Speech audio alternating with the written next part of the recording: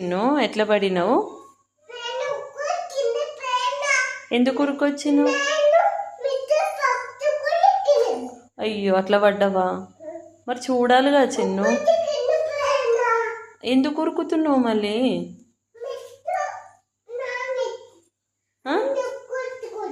ఏమైంది? ఏమైంది?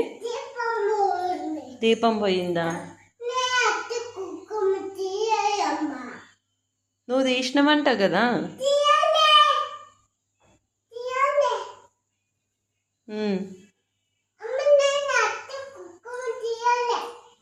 నాకు మిట్టు చెప్పిండు నువ్వు తీసినవంట కదా. అబద్ధం చెప్తున్నావా?